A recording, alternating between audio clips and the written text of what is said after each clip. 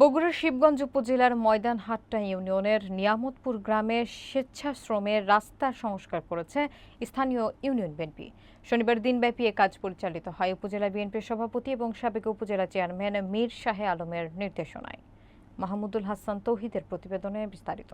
সংস্কার কার্যক্রমে সরাসরি অংশগ্রহণ করেন উপজেলা বিএনপির সাধারণ সম্পাদক অ্যাডভোকেট আব্দুল ওহাব, উপজেলা যুবদলের সভাপতি খালিদ হাসান আরমান সহ ইউনিয়ন বিএনপি, যুবদল, স্বেচ্ছাসেবক দল এবং ছাত্রদলের স্থানীয় নেতাকর্মীরা।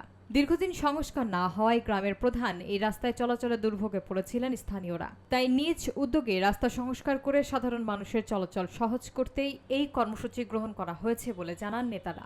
এলাকাবাসীরা এমন উদ্যোগকে স্বাগত জানিয়ে সংশ্লিষ্টদের প্রতি কৃতজ্ঞতা প্রকাশ করেছেন। তাদের মতে রাজনৈতিক দল হিসেবে ইউনিয়ন বিএনপির এই মানবিক পদক্ষেপ প্রশংসনীয়। নেতাকর্মীরা জানান এ ধরনের জনকল্যাণমূলক কাজ ভবিষ্যতেও নিয়মিতভাবে পরিচালনা করা হবে।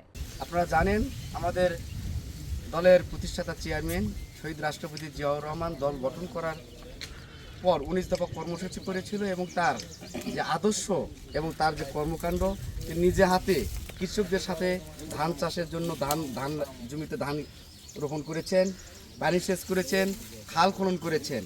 তার সেই আদর্শকে লক্ষ্য ধারণ করে আমরা আজকে শিবগঞ্জ উপজেলা বিএনপি মীর শাহ আলমের নেতৃত্বে এবং তারেক রহমানের নির্দেশে আমরা শিবগঞ্জ যে মানুষের জন দুর্ভোগ যে এলাকায়, সে রাস্তা ভরাট হোক, মাঠ সংস্কার হোক, ড্রেন নির্মাণ হোক, এই সকল কাজের জন্য আমরা একটা কর্মসূচি হাতে নিয়েছি।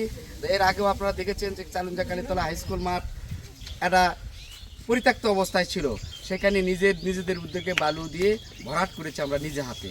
পাশাপাশি হাবিবপুর স্কুল অ্যান্ড কলেজের, যেটাকে আমরা বরিয়ার হাট বলি, সেই মাঠেও আপনার পরিত্যক্ত অবস্থায় ছিল, সেটা আমরা নিজ উদ্যোগে মাটি এবং বালু নিয়ে গিয়ে আমাদের স্বেচ্ছাসেবক দল, যুবদল, ছাত্রদল এবং বিএনপির নেতাকর্মীরা সেখানে অংশগ্রহণ করে সেখানে মাঠটা ভরাট করেছি।